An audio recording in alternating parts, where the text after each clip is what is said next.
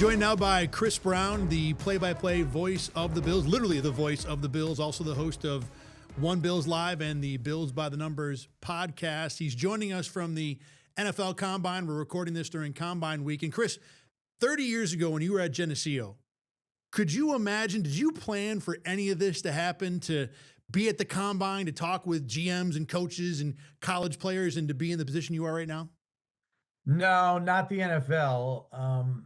I actually started at school as a business major because that's what my parents thought would be a safe route. Like I was kind of pushed into that. And after economic statistics, I pretty much told them, yeah, I'm not doing this. So I decided to become a communication major, which is what I wanted to do all along.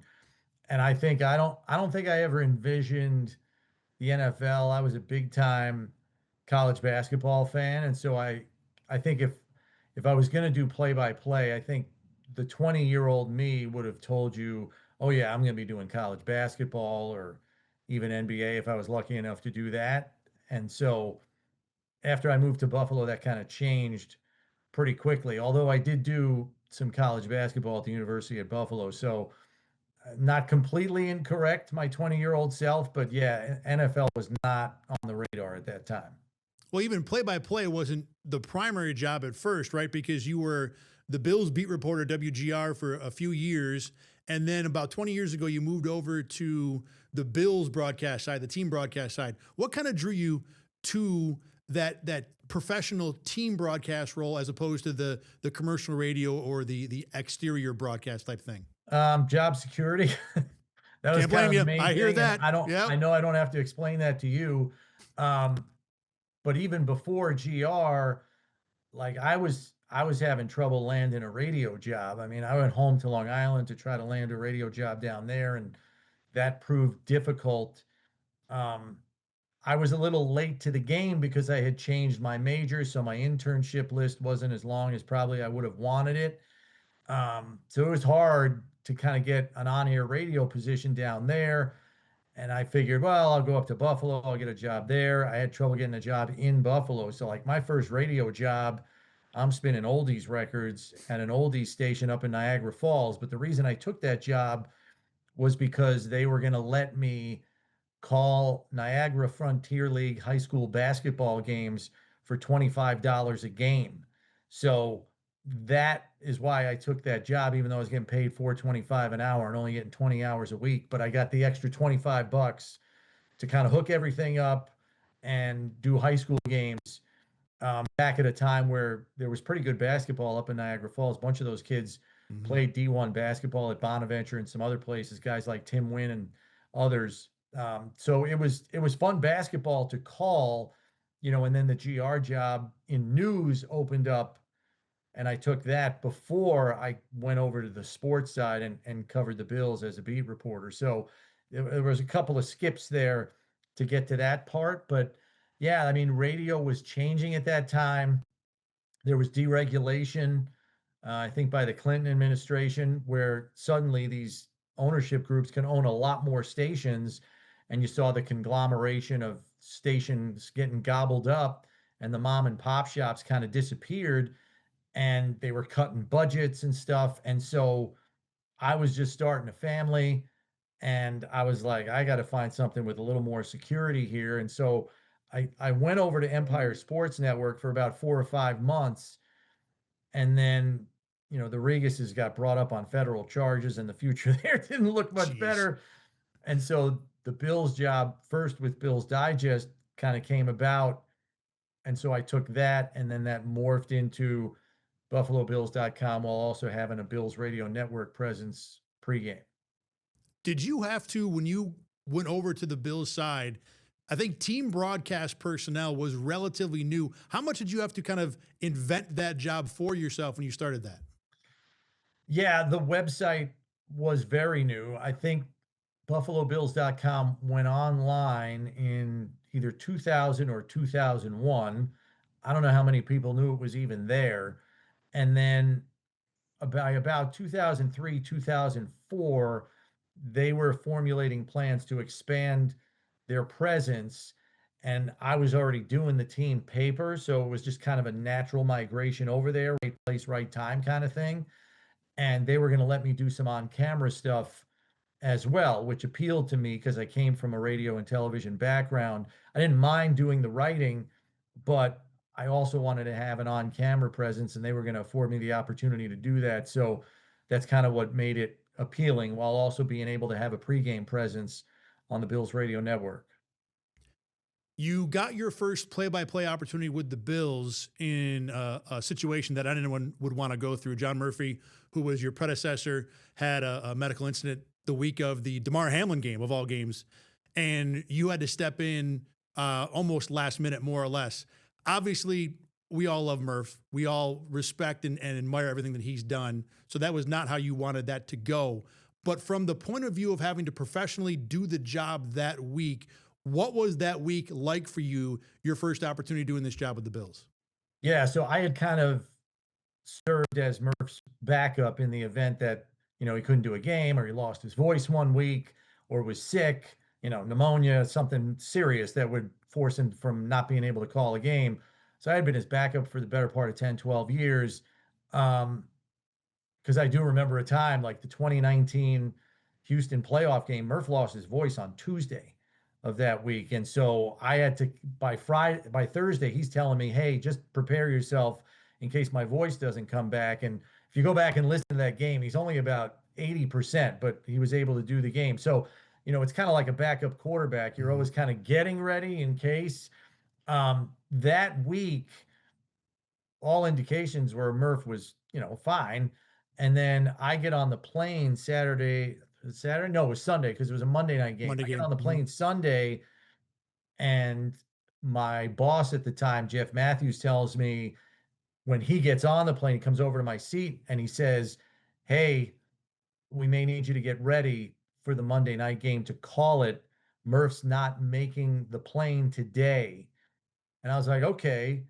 So, I thought about all the things that I would need to do to prepare, but it wasn't lock, stock, and barrel because we were only told Murph was sick. And so I didn't know the nature of what had happened. We would find out later, obviously, that he unfortunately had a stroke. It didn't sound that serious when it was first described to me. So I'm still thinking we're only going to Cincinnati. Like, if Murph feels better tomorrow, he could jump in a car, Monday morning, and get there in plenty of time to call the game. But I was like, all right, I'll just get ready just in case. And even Jeff and some of the other people on the radio network said, "Hey, look, you're the guy. If Murph can't do it, we'll let you know definitively whether you're calling the game or not, 9 a.m. Monday morning." I was like, all right. So I spent most of Sunday evening familiarizing myself with the Cincinnati roster. I'm watching their last two games, on NFL Plus, just to kind of get ready and know what has happened in the last couple of weeks for them from a performance standpoint. Their kicker missed 3 of 5 field goals, all that kind of stuff. And then Monday morning, I went down to breakfast and they told me, "You're doing the game." So after breakfast, I went down to like a Walgreens in downtown Cincinnati, and I got some manila folders, some Sharpie markers, and I got to work handwriting my boards to just have everything in front of me that I needed, um, for the broadcast. And everybody on the radio network was great, helping me any way they could to have me ready as possible for the game. But yeah, as you know, halfway through the first quarter, Damar goes down and doesn't get up. And from there, things change very quickly from doing a football game to almost covering a news scene, Mhm. um, which fortunately I had in my background just from being a news reporter at GR when they were still news radio. And I kind of thank my lucky stars that I had that background available to me because I was able to help Eric fill those 45 minutes because Eric, as a former player, was understandably shook by the whole thing, seeing a player go down like that. And he had to sit down. Like, he was that kind of shook by it because we usually stand and do the broadcast. He had to take a seat. And he was concerned that we were repeating ourselves so much. And I was trying to explain to him, like, look, people aren't listening through to this. They're checking out, they're checking back in. Some people might be just joining after seeing it on their phone. So we're good. And I'm going to try to tee you up on some things that you can speak to, whether it's injury wise or other things.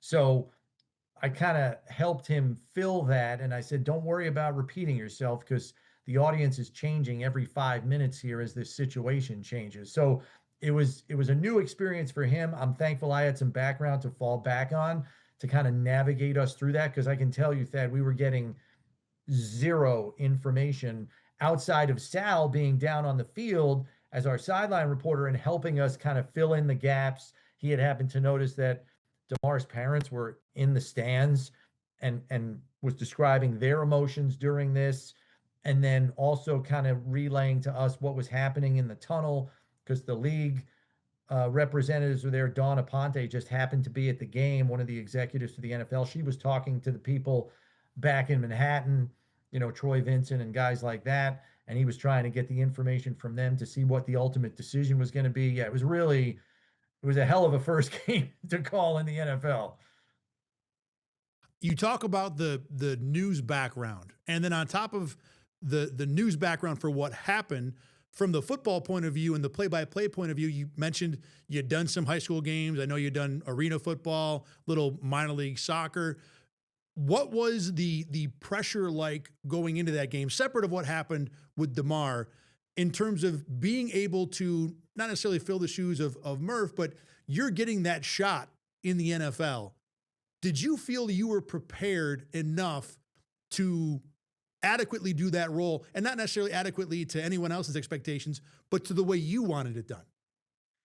Yes, because I had up until that point, even though there was a gap between the time I had called my last game, because my Bills job had become too demanding to do play by play on the side, which I had largely done through my radio career and even while I was at Empire Sports Network for that brief period of time. And even early on when I started working for the Bills, I was still doing some play by play work. But accumulated, I had approximately 15 years of radio play-by-play experience, whether I was doing the high school basketball games at the Oldie station in Niagara Falls, Arena League for 3 years, UB football and basketball for 4 years, and then along the way on just local cable access, calling tons of football, basketball, lacrosse games. I even did a couple of minor league baseball games in the Southern Tier in New York. So I had felt that my breadth of experience was sufficient where, and you hear play-by-play broadcasters say this all the time, where I had found my voice in terms of the style in which I call a game. Um, so it was weird because I know a lot of people have asked me this since I started doing this, like, hey, that first game you called, were you nervous? It was weird. Like, for every reason under the sun, yes, like nervousness would just be normal, but I don't know what it was. Like there was just this kind of calm that had come over me, and I was able to just kind of lock in and just call the game, whether I was, up in Niagara Falls calling high school kids running around or, doing arena league or whatever. It just kind of all clicked into place. And I don't know why. I just wasn't nervous at all. What was the flight home like for you? I know for everyone, it was uh, certainly something that was not fun or joyous. It's not a football game. There are a lot of things that happen. But from you going through everything that you had gone through in that 24 hours, not knowing you'd even be on the game until 9 in the morning, then you get 12 hours to get ready, the game starts, and then 15 minutes more or less into the game, you're not doing football anymore. You're, like you said, talking about and broadcasting a news event. When you get on that plane and you think to yourself, I just called my first football game. What was your opinion of how that night went, and maybe what were you thinking on that plane ride home? Well, first of all, we weren't even sure we were going home yet. Because That's if you right. remember the way the league phrased it, the game was postponed. It hadn't been canceled yet. So initially, we're just waiting in the bowels of the stadium um, to get direction from our travel coordinators. Like, are we staying here tonight? Are they finishing the game tomorrow? Are we going home to Buffalo? and we're playing it next week. Like, what's going on? Is the schedule going to be pushed back? Like, we had no idea what the outcome was going to be in the 45 minutes to an hour after they said the game's postponed. So we were all on our buses that take us to and from the airport on the road. And then Leslie Frazier, because Coach McDermott had gone to the hospital. So Leslie Frazier had been appointed as like the designated communique, for lack of a better term. And he came on our bus. There's 5 buses. He came on our staff bus and basically said, "We're going back to Buffalo tonight. That's really all we know at this time. A couple of our athletic trainers are going to stay at UC Medical Center with Damar and his parents. And there were a couple other designees that were going to stay behind with him. And we're all going to go back to Buffalo and we'll know more, Monday, Tuesday." So sitting on the bus, I actually had to listen by teleconference to the Troy Vincent press conference after the game, because if you remember, he was explaining how they reached the decision to postpone the game and all of that. And I actually had to kind of type up a story on my laptop for the website about that. So I was kind of consumed with that a little bit. But by the time I had gotten on the plane and I was flying back, remember, I still don't know what Murph's medical issue was. I thought, he's just sick, couldn't do the game. And so there was a small part of me that was sitting there saying, all right, that might have been, my one shot. And it ended after half a quarter. Not that anybody wanted a game to get cut short that way. My God, like that's probably the worst possible scenario you could think of. And then I quickly kind of snapped myself out of that thought process. Like, why are you thinking about that? We got a player that we don't know what his condition's going to be. He's in a medically induced coma.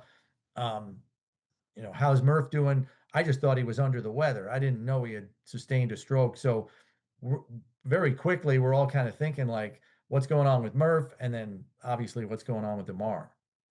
I can't imagine what that's like. All those emotions, like you said, you're one shot potentially. Your colleague is in an unknown situation. A player on the field has gone through what is probably going to be the worst on-field injury situation, for lack of a better term. I can't imagine all the emotions that went through your mind. Was there a point when you did get to be able to kind of digest and think about your work from that night?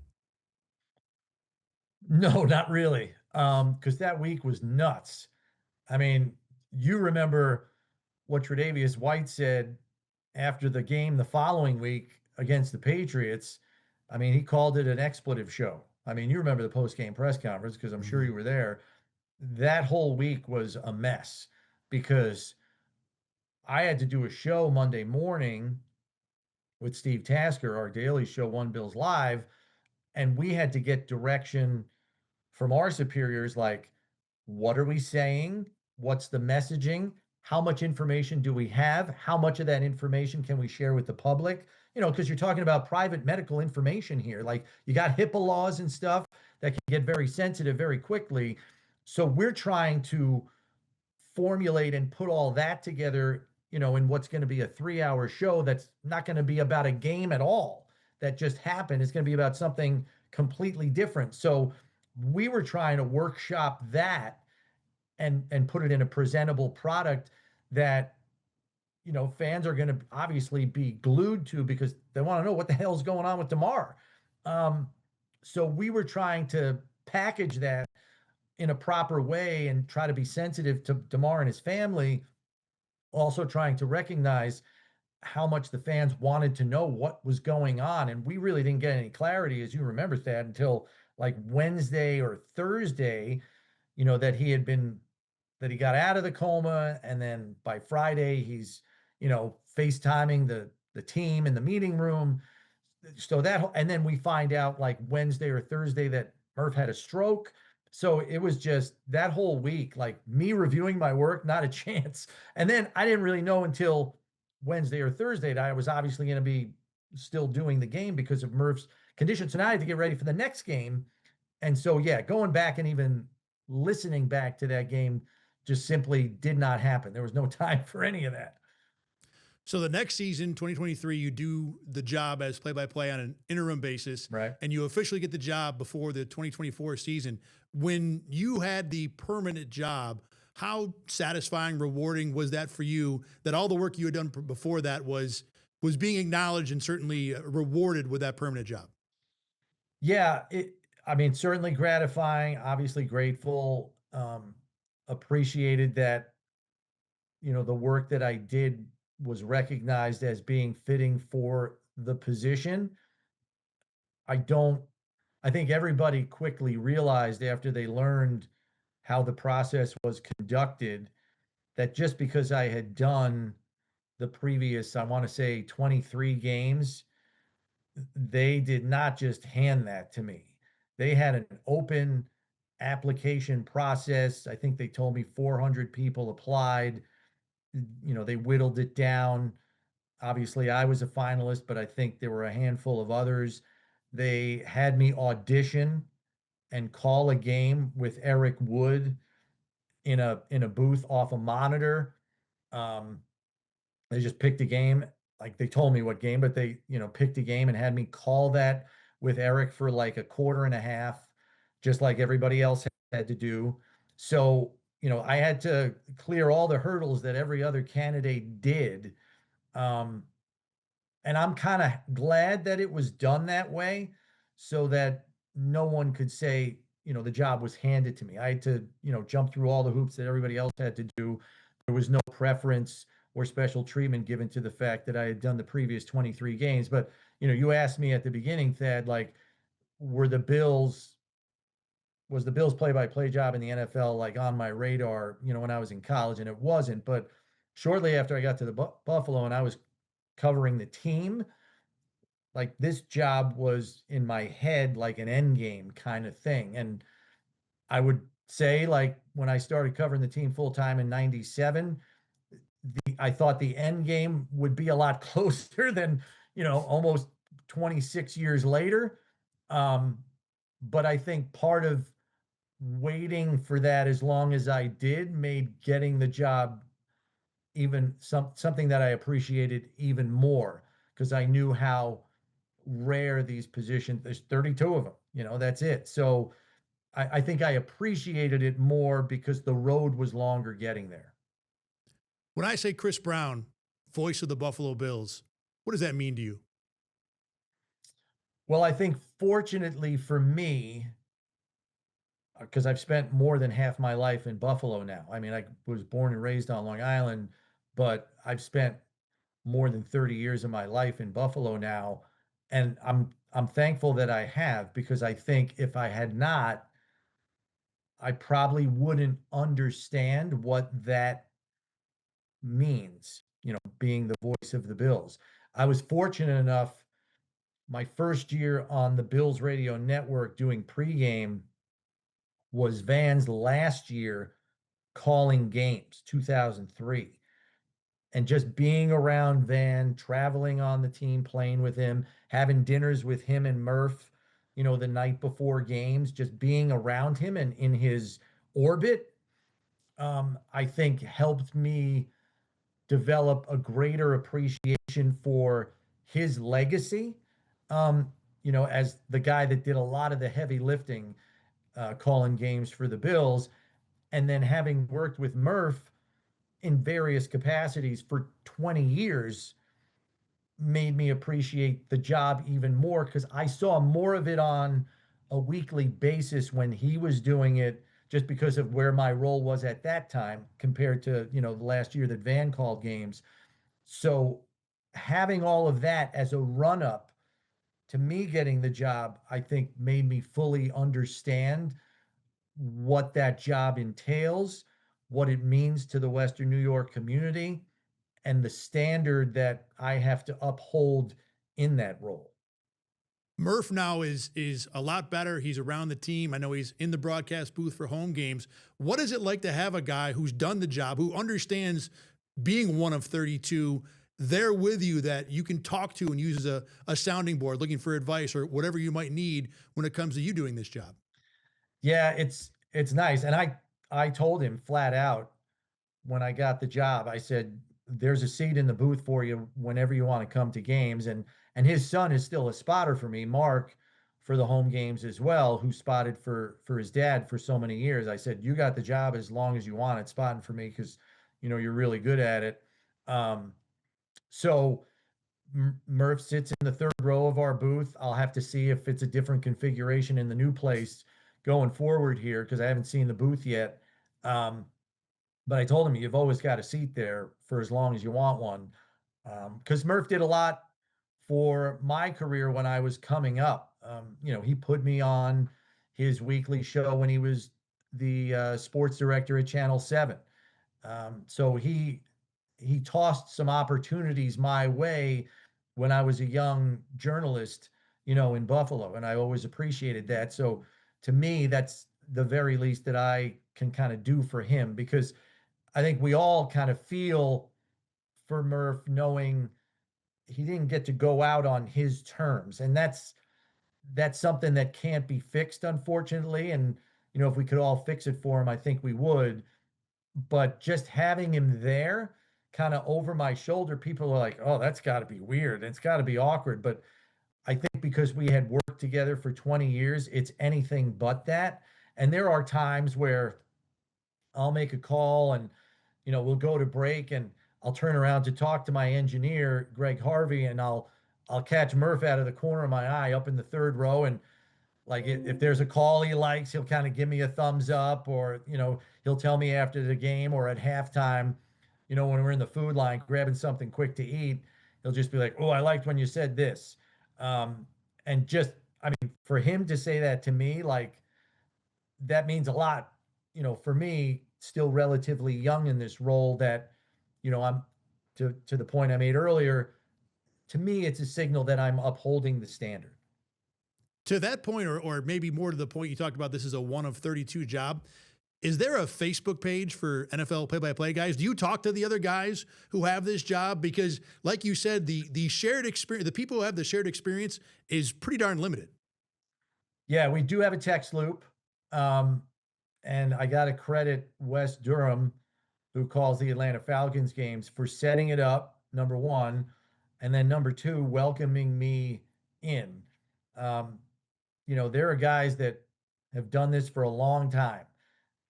They don't have to extend themselves and welcome a newbie like me, but they did. And I appreciated that, to, untold extent, just to kind of be welcomed in to that fraternity. And fortunately for me, Pittsburgh Steelers play-by-play radio announcer Rob King, who's called Pirates games for umpteen number of years, he literally got the job for the Steelers 2 days after I got named to the position. So I kind of had somebody come in with me, Mm-hmm. and Rob's been a great confidant for me. And then just last year, Taylor Zarzauer got the Titans job. So there's a small collection of newbies, for lack of a better term, and it's nice to have guys that kind of came in with you, so to speak, because it's like the first day at school in some respects. Guys are respectful, but there's little pockets of guys that know each other for years, decades, etc. And we're going to have a new guy named to the Buccaneers play-by-play job in the not too distant future here, after Gene Deckerhoff just called it a career after this last season. So before I know it, I'll probably be somewhere in the middle of the pack. Not yet, but it's a great group. And yes, you can use those guys as a sounding board. You can text them something, and immediately 5 or 6 guys will respond and give you advice, or hey, you may want to think about doing it this way. Or if there's, like, for example, we're taking the broadcast in house. The Bills are going to Mm-hmm. handle that now, and I'm not going to pretend to know what it's going to look like when it's all kind of fit together and the puzzle pieces are put together. But there are other guys in the league that have gone through that, because that's happening more and more now. And so I can pick their brain for what should I expect and how is it going to function? And do I have to worry about anything changing broadcast wise to any great degree? So they are a font of information. Like, I'll just tell you flat out that when I first got added to the text loop, I had to, mark down everybody's number, identify them in my phone. And I literally showed my wife, I said, I have Merrill Reese's phone number on my phone. Right. And she goes, I'm sure that means a lot to you, right? She goes, I'm judging by how I said, this is big. Right. This is Merrill Right. Reese in my phone, who's 83 and still calling Eagles games. It's kind of cool to be part of that fraternity. And as a matter of fact, there's a handful of us grabbing dinner tonight here at the combine because there's about 7 or 8 of us that have, radio show responsibilities and stuff. So it's just kind of nice to match a face to a name a little bit more often than when you just pop in a press box, say hi really quick before the game, and say, have a good call.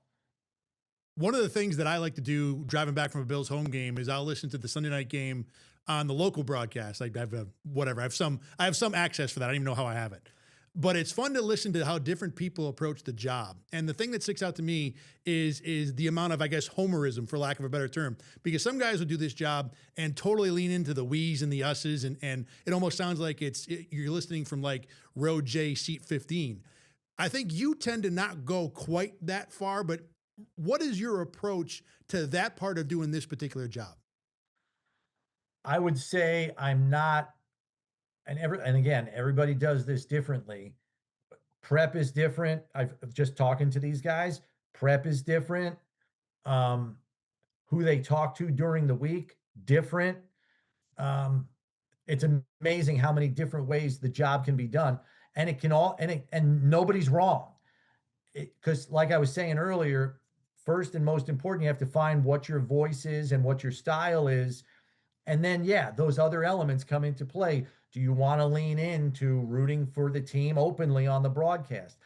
That's never really been my style. I will naturally get more excited for big plays by the Bills, as I think you should, because that's your audience.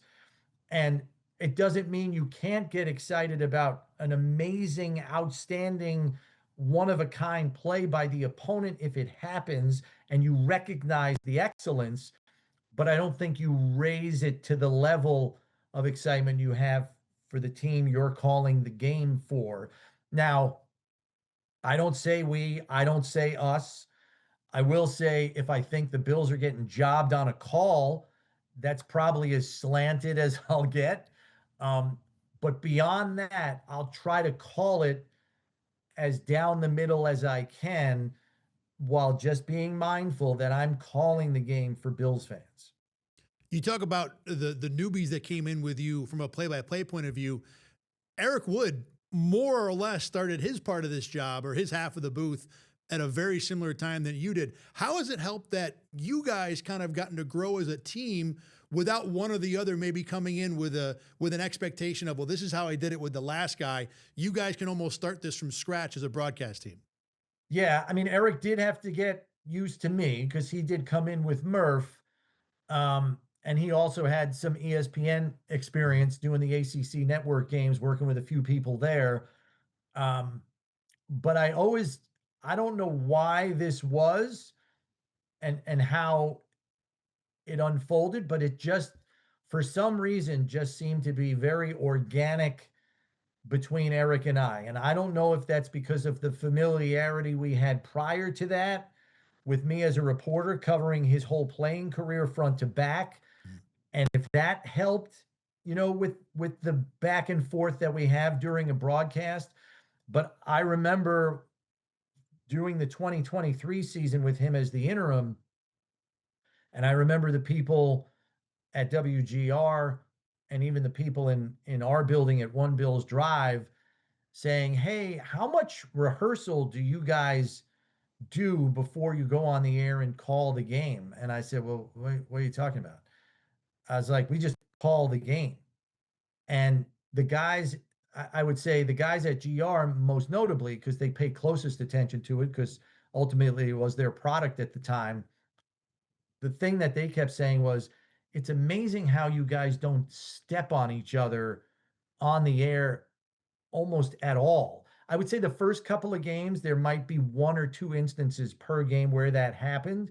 but very quickly we kind of fell into this lockstep where we don't really talk over each other at all. And that's something that sometimes takes a play-by-play and a color commentator a couple of years to really master. And for some reason, we just fell right into a back and forth rhythm that really works. I will say that Eric deserves a ton of credit for what we call laying out. For lack of a better term, it's called staying out of the way when the play-by-play broadcaster has a big play or a big call. Let him finish the call, let the crowd enter the call at the end, let it breathe a little bit, and then come in. There are way too many color commentators that get excited, scream, talk over the play-by-play call, and those are the play-by-play calls that you're going to hear on the radio or on the television or on networks the next day. And if it's gobbed up with shouting and screaming, which there are other teams in the league that have play-by-play guys that have to deal with that, it just compromises the product. And so I can't tell you how many times I thank Eric for just waiting his turn and then coming in at the appropriate time and, providing context and his insight and his expertise as to what unfolded there. And I have to say, I am grateful, and I tell Murph this all the time. Thanks for breaking Eric in on the radio side, because I had a lot less heavy lifting to do when I was trying to get accustomed to my role. I didn't have to worry about any hand holding with Eric because he was already broken in and ready to roll. It's funny when you talked about not talking over each other. The first thing that popped to mind is that I think Eric does a really good job of being patient, of not jumping in and ended up jumping over what you're doing. And it's funny, that's kind of a play-by-play role. So you've got a color analyst who understands play-by-play pretty well. I've talked to you before. I think as a play-by-play guy, you do a pretty good job of being able to identify and discuss the color side of it, being able to, in some situations, analyze a play on the fly. Where does that come from, that ability to be able to recognize formations and defenses and things like that as you're calling a game? Yeah, and I try to stay out of that as best I can, because my job is the who, the what, and the where, and the when. Eric's the why.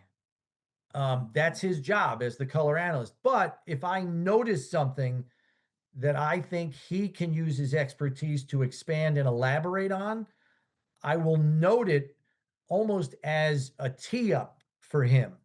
So, and really, Thad, a lot of it's just by osmosis from covering the league for 25 years. I mean, you and I have seen a lot of professional football, and we put the work in to try to understand concepts. I'm not going to pretend to be an X's and O's expert, but if you see things enough times, you recognize things and little nuances of the game as well. And so when I notice those, I want to present those to the listening audience, knowing they can't see it. They're trusting us to paint the picture. And so I can point something out, Eric can explain the why, and that's his superpower for our broadcast. So any opportunity I notice where I can tee that up for him and hand it to him, I'm going to do that. You had the honor of calling the last game at Highmark Stadium. The final couple minutes of that broadcast, you were clearly prepared to address, as it wasn't something that we didn't see coming for weeks and weeks. What was that like for you? And then now spinning it forward, what is calling a game in the new stadium going to be like? Because of all the jobs in the new stadium, you might have the one that's least impacted because you're the one calling to people who aren't going to be there. Right. First, for the last game at Highmark, it did help that we knew the Bills were going to be on the road for the playoffs. So, because if it wasn't, I was going to kind of have to hedge on the finality of it, right? Because we didn't know if it was truly going to be the last game. But once that was established, it made my job easier when I was going to close out the broadcast. And again, thankful that, I've now spent more than half my life in Buffalo. I married a Buffalo girl. Both my kids were born and raised in Buffalo. I consider myself a Buffalonian. So I and my son and my wife had been going to games together since he was 8 years old. He's 21 now. And fortunately, he was home on, he had just graduated college. And he told my wife, he said, I want to be there for the last game. It was important to him to sit in their two seats.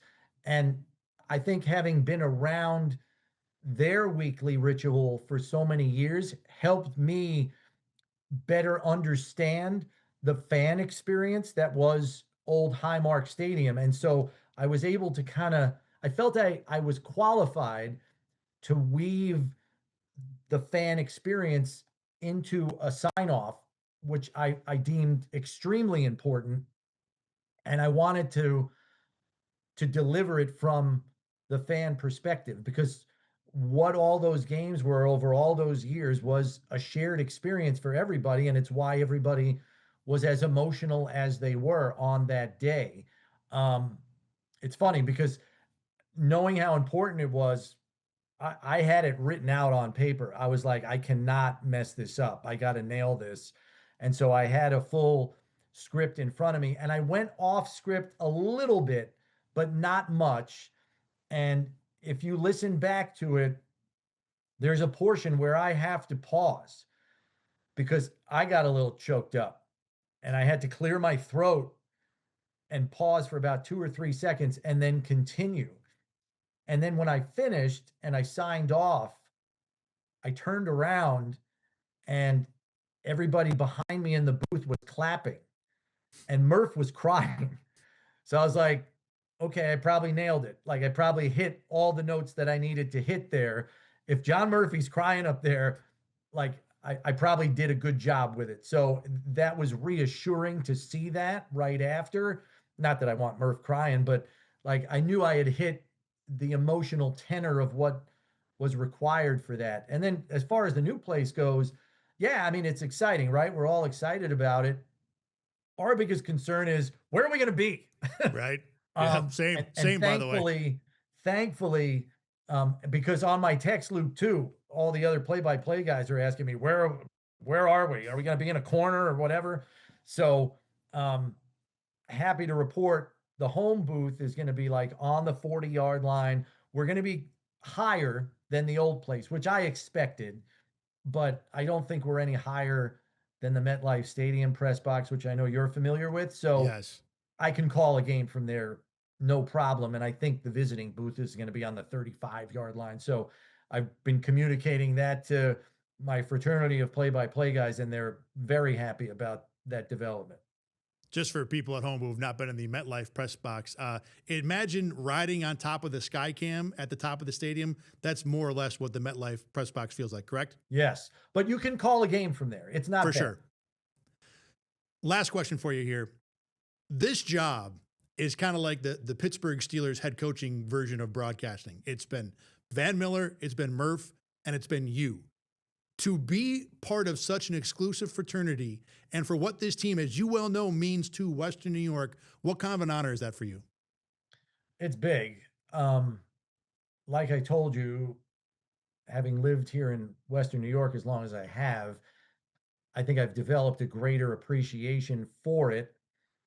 And yeah, I mean, I see it almost as a community service position, because on Sunday at 1 o'clock, we know everybody's tuned into the game in some form or fashion. It may not always be on the radio side, and I get why, but I know everybody in Western New York is interested in finding out what's going on.